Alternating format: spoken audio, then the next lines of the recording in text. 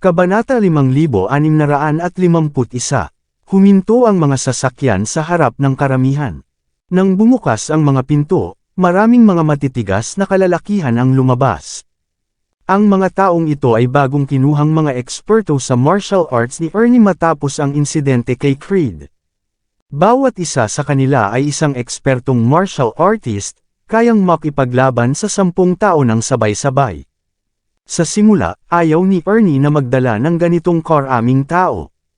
Ngunit pagkatapos ng kanyang karanasan, naisip niyang mas mabuti kung gagawin niya ito. Ang mga ekspertong martial artist na ito ay nakahihigit kumpara sa mga mayayamang playboy na dinala ni Roger. Sila ay mga propesyonal. Lumabas si Ernie mula sa gitnang sasakyan matapos iyon. Siya ay puno ng pagmamalaki habang naglalakad, na nakayakap ang mga braso. Matapos ang insidente sa sangay sa labas, binigyan siya ng maraming benepisyo at kapangyarihan. Ang mga humaharang sa kanyang daan ay likas na umatras sa tabi. Sa bawat matigas na hakbang na kanyang ginawa, agad na naramdaman ng lahat sa paligid ang kanilang mga binti na lumuluwag. Sa wakas nandito ka na. Ipinakita ni Theo ang isang masigasig na ekspresyon nang makita si Ernie. Perfect timing. May isang mahirap na estudyante mula sa bagong batch. Hindi lamang niya binugbog si Young Master Roger, kundi sinabi pa niyang wala tayong karapatan na labanan siya. Matapos pag-usapan ito kay Young Master Roger, napagpasyahan naming ikaw ang bahala dito. Tanging ikaw lamang ang makakatulong sa amin, pagkatapos ng lahat. Sinabi ko sa taong iyon na darating ka, ngunit sinabi niyang wala kang halaga para sa kanya. Nag-aksaya si Theo ng oras sa pagsisiksik ng apoy. Kahit na siya ang nagbasag ng sarili niyang braso, hindi siya nag-atubiling ilipat ang sisi kay Harvey. Ang 4 na dakilang tribo ay ganap na nagkaisa, at mas maraming tao, mas madali ang pagbagsak kay Harvey. Sa pag-iisip na ito, tumaas ang pride ni Theo. Hindi niya kayang talunin si Harvey, ngunit tiwala siya na maibabagsak si Harvey. Ang mga kababaihan ay nakatingin kay Ernie na may paghanga. Sinasabing nakaangat siya sa underworld, at may mataas na katayuan. Sinumang nasa ilalim ng kanyang pamamahala ay mamumuhay ng marangya, na may walang katapusang kaluwalhatian at kayamanan. Sa pag-iisip na ito, mayabang na tiningnan ng mga kababaihan si Harvey. Sigurado siyang patay na. Magbabayad siya sa kanyang pagmamayabang sa Budokan sa pagkakataong ito. Isa lamang siyang tao mula sa malaking lungsod, na humihingi ng suporta mula sa pamilyang Higgs, at iniisip niyang may karapatan siyang makipaglaban sa sinuman sa labas. Bob Ong ignorante. Ganun ba? Ipinakita ni Ernie ang malamig na tingin matapos marinig ang mga salita ni Theo. Sino ang magtatangkang lumaban sa akin matapos marinig ang aking katayuan dito? Sino ang magtangkang samantalahin ang aking pinsan? Gusto mo bang mamatay? Lumabas ka ngayon. Pipili ako ng magandang araw para patayin ka mismo.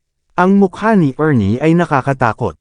Ako yon. Nakangiti si Harvey habang sumulong siya. Anong sabi mo? Mayroon ka bang laban dito? Gusto mo bang mamatay?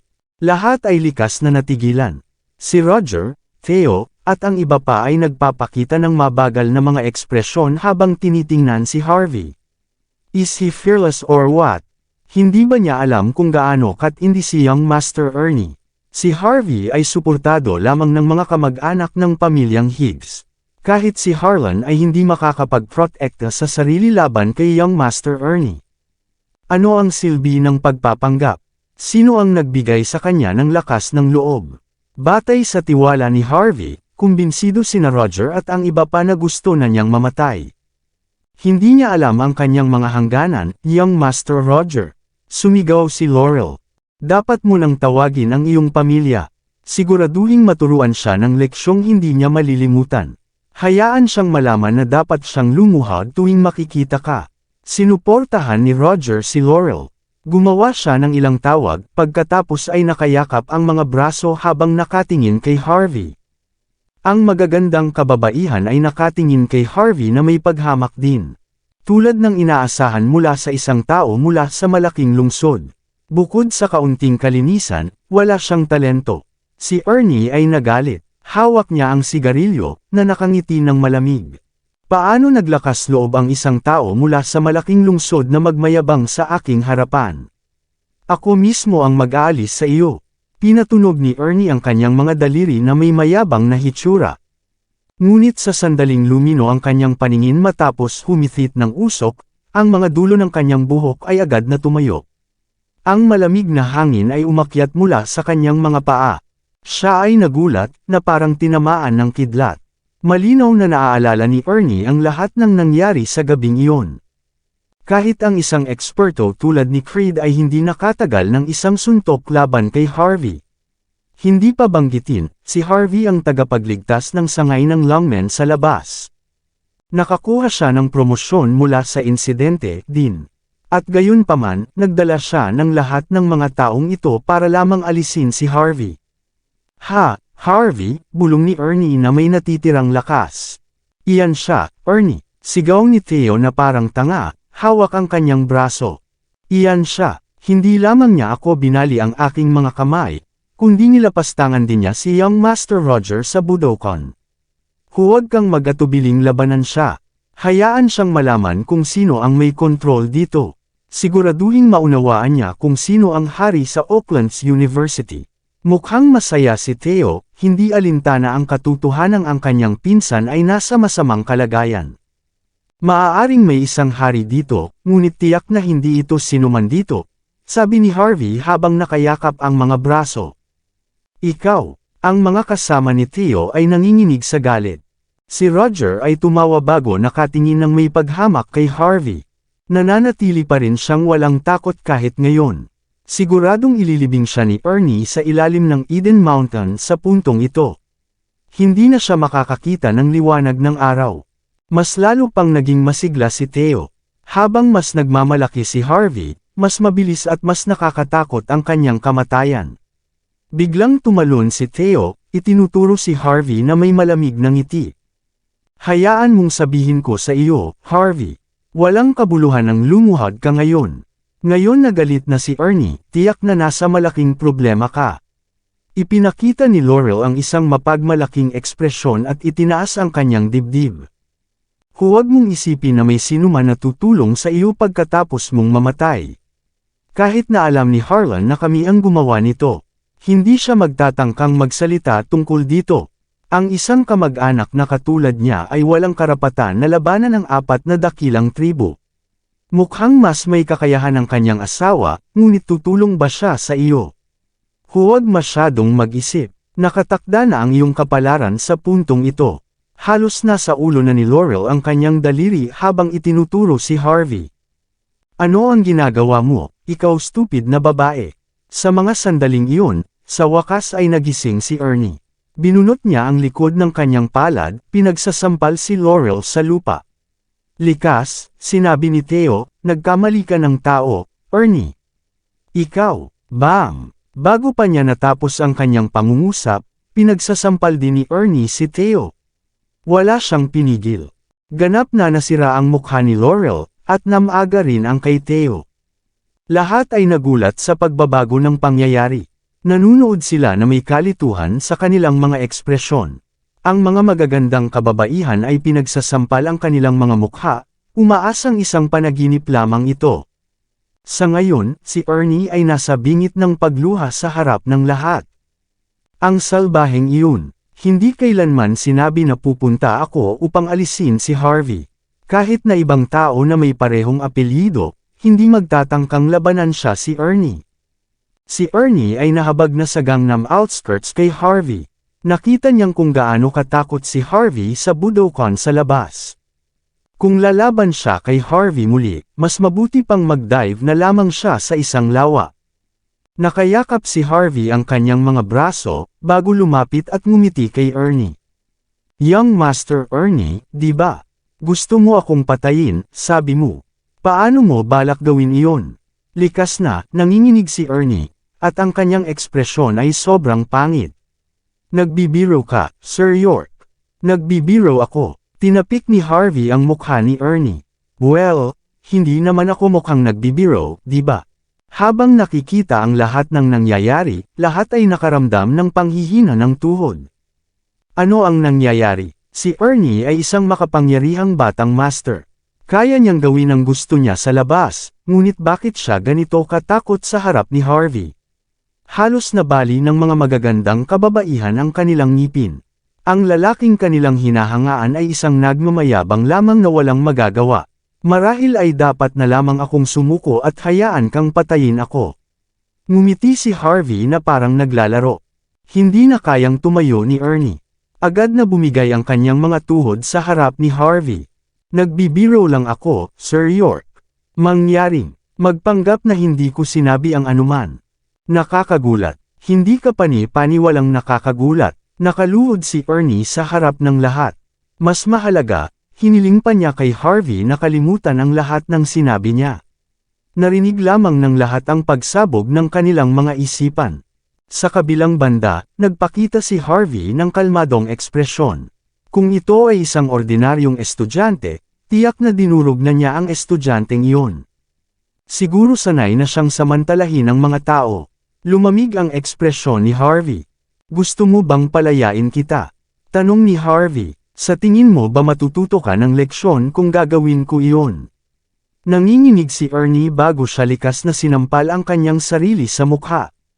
Mali ako. Ako ay mayabang. Sinasamantala ko ang lahat. Sinasabi ko ang totoo, Sir York. Mangyaring, bigyan mo ako ng pagkakataon.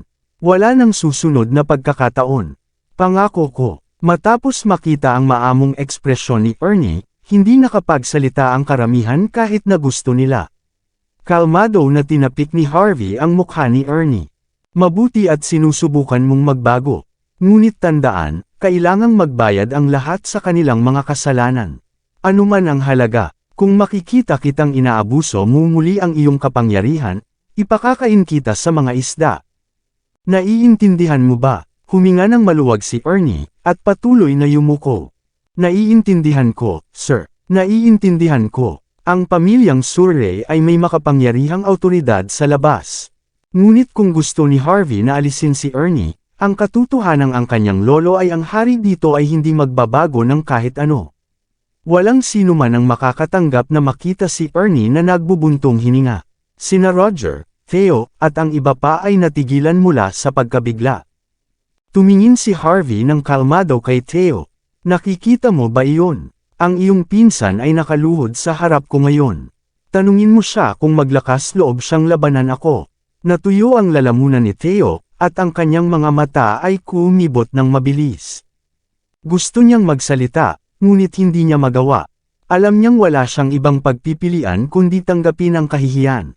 Kahit na ang isang taong may malaking katayuan tulad ni Ernie ay kailangang lumuhod. Huwag mo nang banggitin ang kanyang sarili. Tama, bakit hindi ka rin lumuhod? Palalampasin kita kung gagawin mo iyon. Ngumiti si Harvey. Bago pa makapagsalita si Theo, galit na tumingin si Ernie sa kanya at sumigaw sa kanya. Isang biyaya ang pagluhod mo sa harap ni Sir York. Gawin mo na, magmakaawa bilang paghingi ng tawad. Mas nagulat ang lahat matapos marinig ang mga salitang iyon. Si Ernie ay pinsan ni Theo, at tinawag siya upang alisin si Harvey. At gayon paman, siya ay nakatayo sa tabi ni Harvey. Ito ay nakakahiya. Walang sino man ang makakaunawa kung bakit ang isang taong galing sa malaking syudad ay nakakuha ng ganitong respeto. Si Harvey ay nagawang magpasuko ng isang kilalang tao tulad ni Ernie pagkatapos ng lahat. Bahagyang nagbago ang ekspresyon ni Theo. Pagkatapos, tumakbo siya patungo kay Ernie upang iangat siya.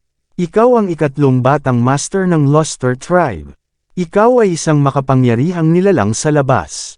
Bakit ka lumuhod sa isang walang kwentang tao mula sa malaking lungsod?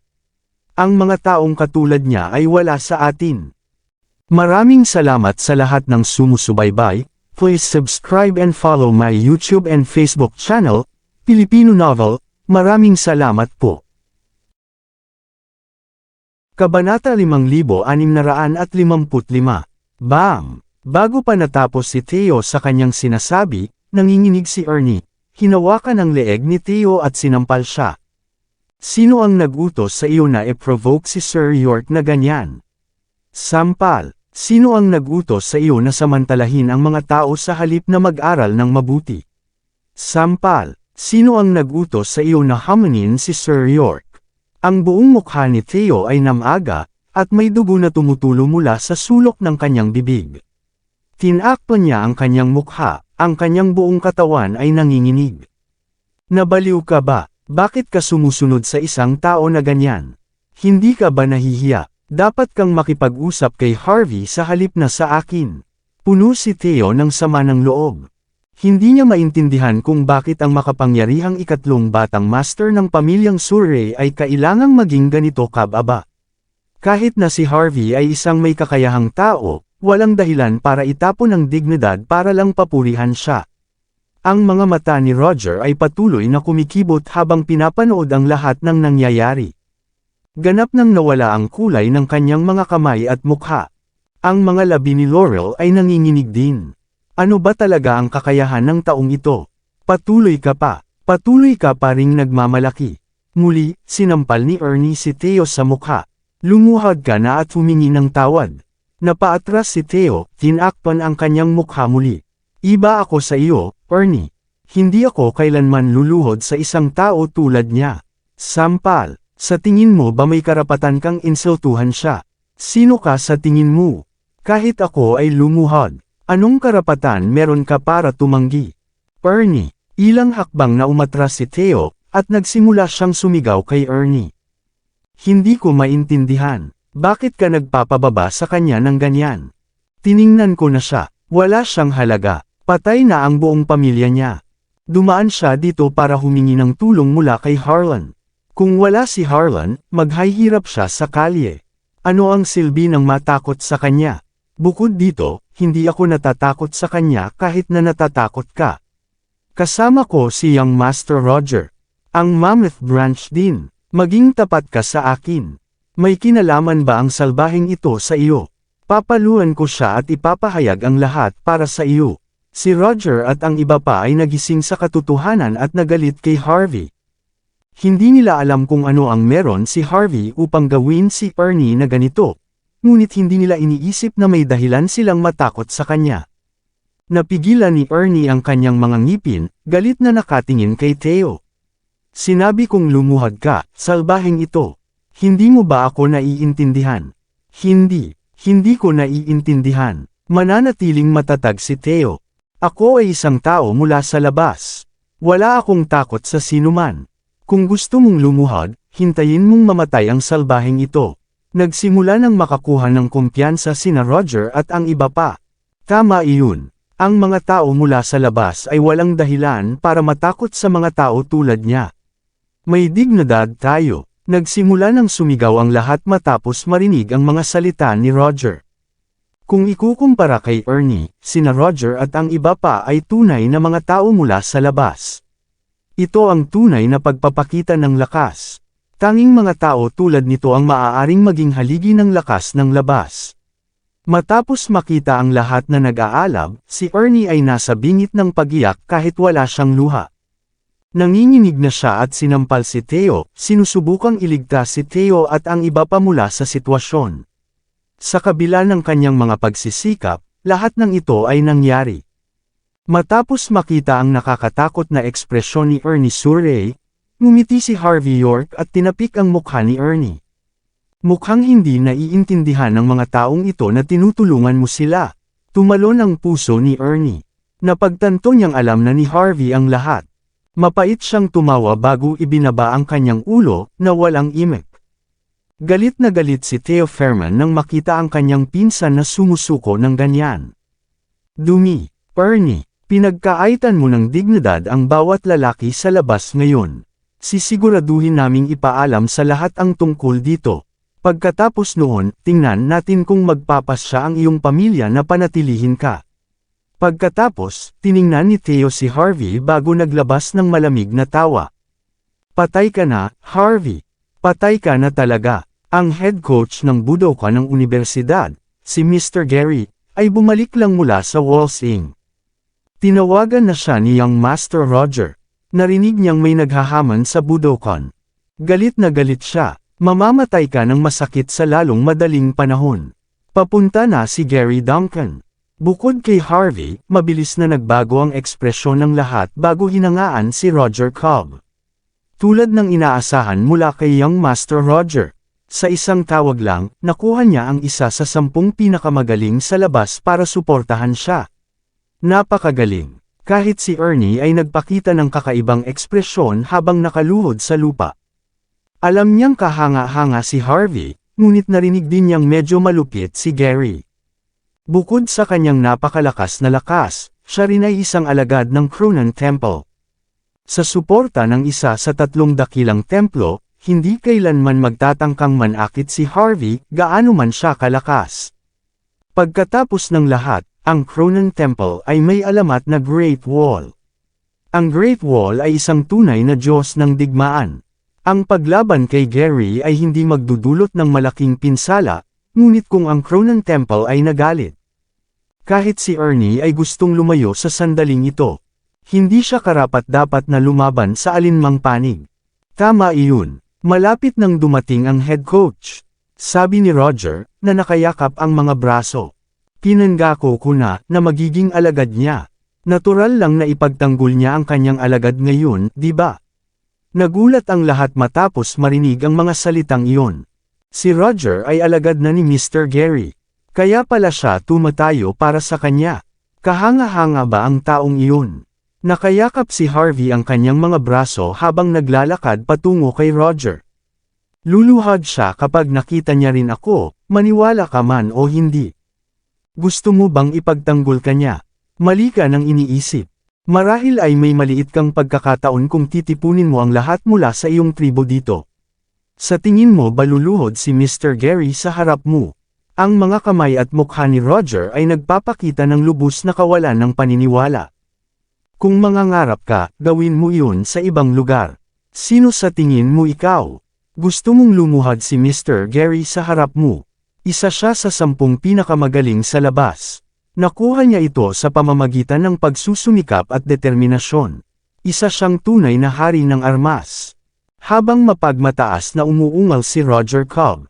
Sa loob ng 10 minuto, 8 Land Rover ang nakitang sumusulong. Ang malalaking sasakyan ay hindi gaanong mabilis ang pagpapatakbo, ngunit ang alikabok na tumataas sa likod ng mga ito ay isang nakakatakot na tanawin. Ang mga sasakyan ay dumaan sa karamihan bago huminto sa harap ni na Roger at ng iba pa. 8 kalbong lalaki ang lumabas nang huminto ang mga sasakyan.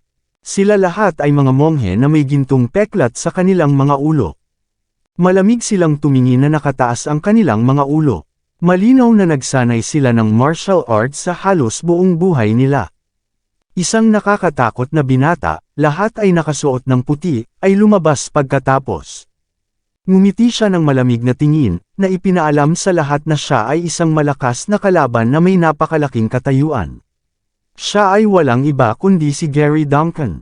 Maraming mayayamang pamilya ang itinuturing siyang panauhin ng karangalan. Siya ay isang taong maaaring mag-alog sa buong labas sa pamamagitan lamang ng pagtapik ng kanyang paa. Maraming estudyante ang nag-aral sa ilalim niya dati, kaya agad nilang nakilala siya. Ang mga kababaihan ay tumitingin din sa kanya na may lubos na paghanga. Kung ikukumpara sa hitsura ni Roger, si Gary ay mukhang mas kalmado at may mas maraming awtoridad. Masasabi nating may malalim na relasyon ang dalawa. Siguradong hinahangaan din ni Gary si Roger. Kung hindi siya magmadaling pumunta rito para lang suportahan si Roger matapos magpasya na mag-aral sa ilalim niya. Nagdilim ang mukha ni Ernie Surrey nang makita ang tanawin. Si Gary ay isa sa pinakamagaling na martial artist sa labas.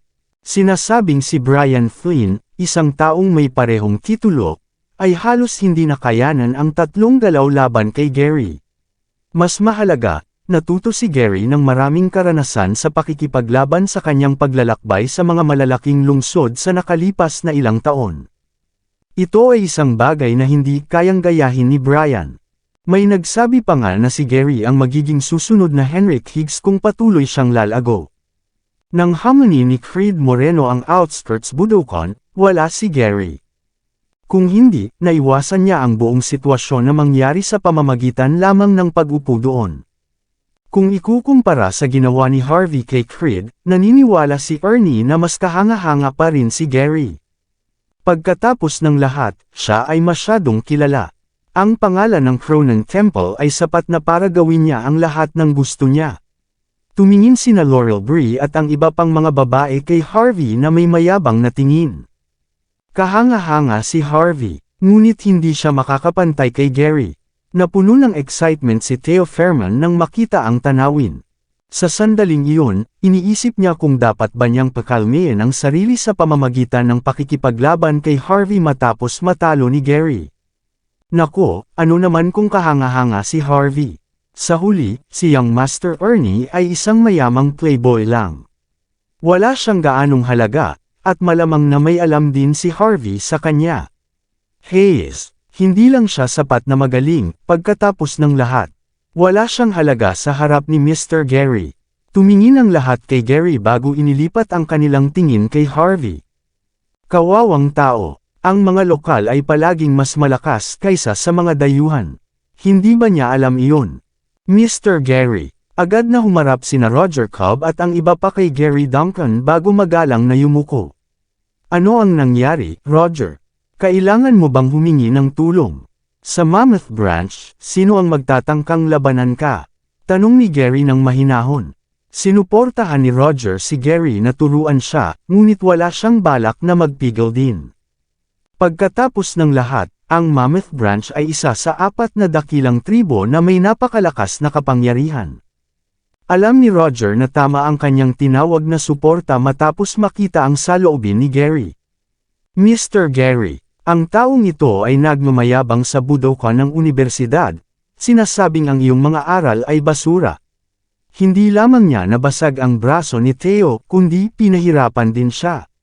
Wala akong magawa, kailangan ko ang iyong tulong. Oh, ang aking mixed martial arts ay basura. Nagpakita si Gary ng kaunting galit. Siya ay isa sa 10 pinakamagaling sa labas. Walang sino man ang magkakaroon ng pagpipilian kundi igalang siya. Tinawag pa nga siyang hari ng mixed martial arts nang umalis siya sa labas. At gayon paman, may isang tao na naglakas loob na tawaging basura ang kanyang mga aral. Ito ay talagang hindi mapapatawad. Nakayakap si Gary at nagsalita nang hindi man lang tiningnan si Harvey York. Nagmamalaki ka sa aking pagsasanay. At sinaktan mo pa ang aking estudyante. Tama iyon. Tumuwid ng bahagya ng ulo si Harvey. May opinyon ka ba tungkol dito? Tumawa si Gary na may galit. Matagal na mula nang may nakita siyang ganitong kay-abangan. Ikaw, salbaheng ito, paano ka naglakas loob na magsalita ng ganyang bagay? Paano ka naglakas loob na gawin ang ganitong kasuklam-suklam? Hindi mo ba alam ang mga magiging kahihinatnan sa paggawa at pagsasabi ng mga ganitong bagay? Hindi, at ayaw ko ring malaman. Ngumiti si Harvey. Sigurado ka bang ipagtatanggol mo ang isang tao nang hindi alam ang buong kwento? Hindi ka ba natatakot na masaktan ang sarili mo? Napatawa ang mga magagandang kababaihan. Ganap nilang hinamak si Harvey matapos makita siyang nagtangkang makipag-usap ng rason kay Gary.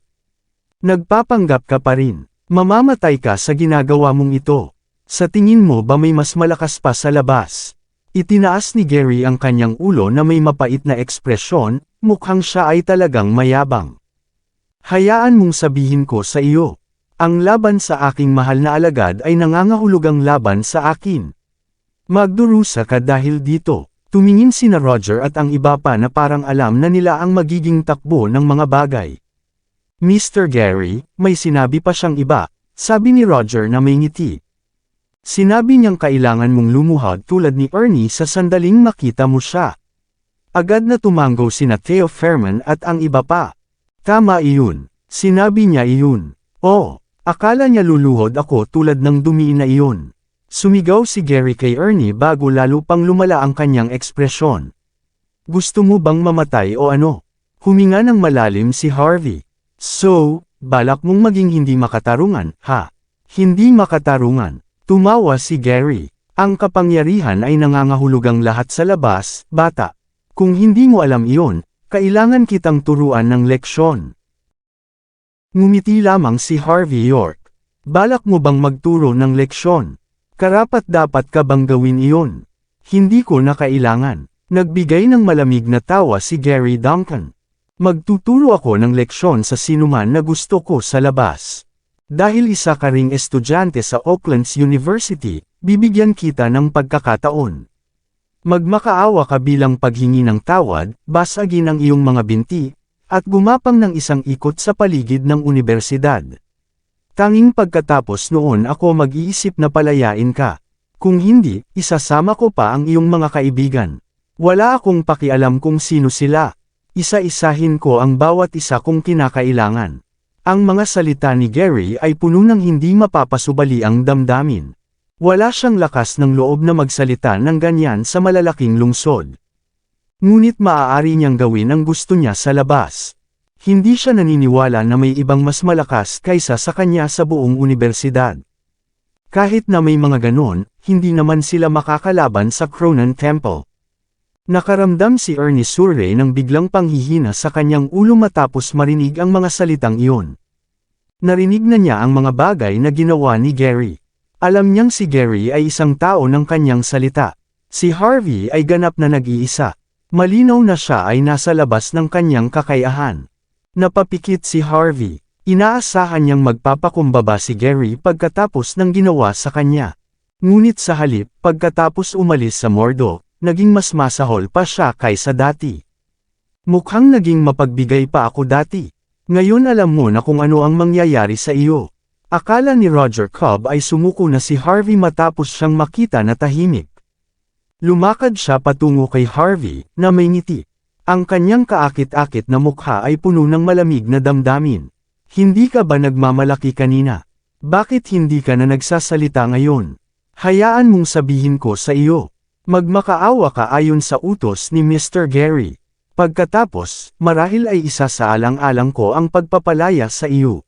Ang mga estudyante ay nakangiti ng malalim. Tiyak na alam niyang Master Roger kung paano makipaglaro.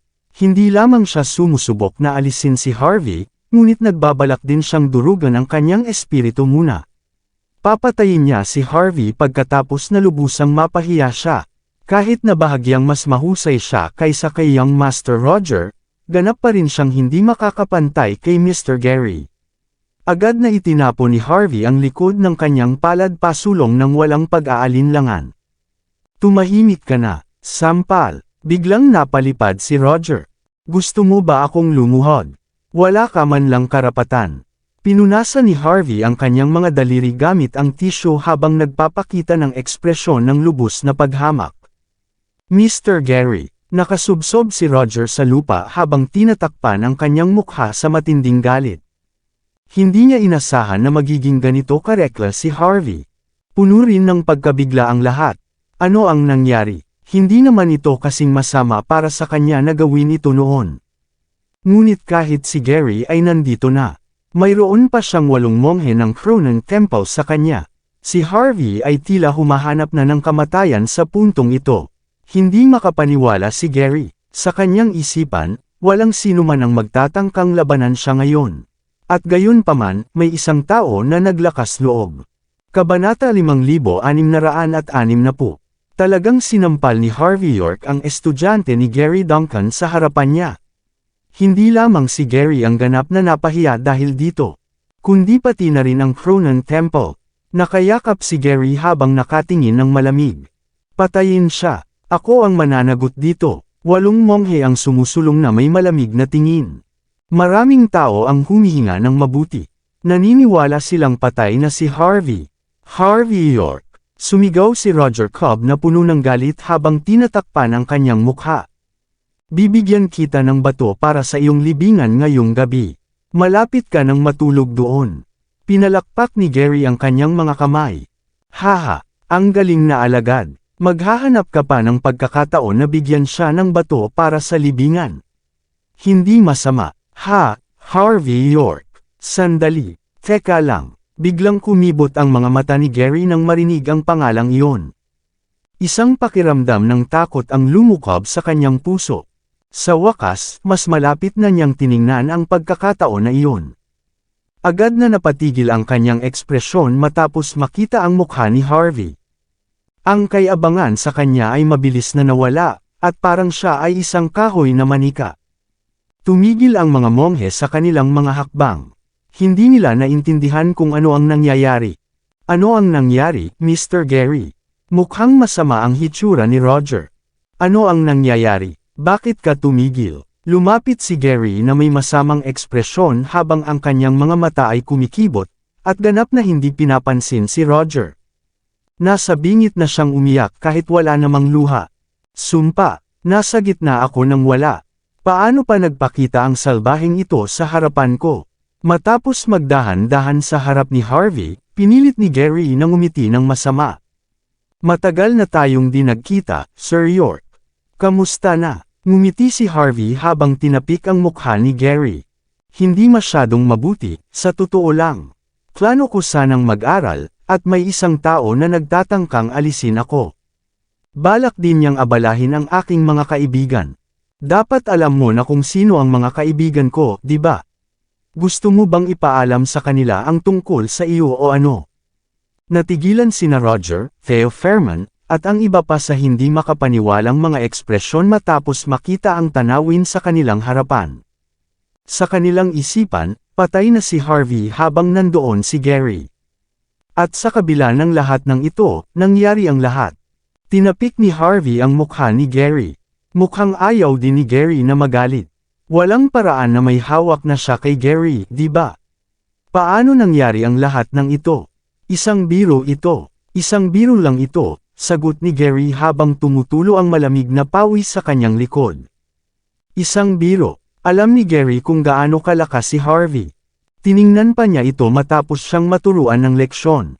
Ang prinsipe ng Southlight. Ang batang master ng Lungmen. Ang kinatawan ng Country H Martial Arts Alliance. Anuman sa mga pagkakakilanlang ito ay kayang durugan si Gary ng walang kahirap-hirap. Huwag kalimutan ang kanyang mga kaibigan. Wala talagang karapatan si Gary na targetan sila. Kung kumalat ang balita tungkol dito, mapipilitang umalis siya ng bansa. Kahit na nakatago siya sa labas at sinusuportahan siya ng Cronen Temple, wala siyang pagkakataon na maligtas. Pagkatapos ng lahat, hindi tutulong ang Cronen Temple sa mga kilalang tao para sa kapakanan ni Gary. Matapos makita si Gary na napahiya na parang aso, hindi napigilan ni Roger ang mga nginig. Ito ang kanyang unang pagkakataon na natutunan niyang wala siyang halaga sa labas. Pagkatapos ng lahat, isang dayuhan ang nagpakilalang hindi niya kayang pahalagahan ng hindi gaanong nagsisikap.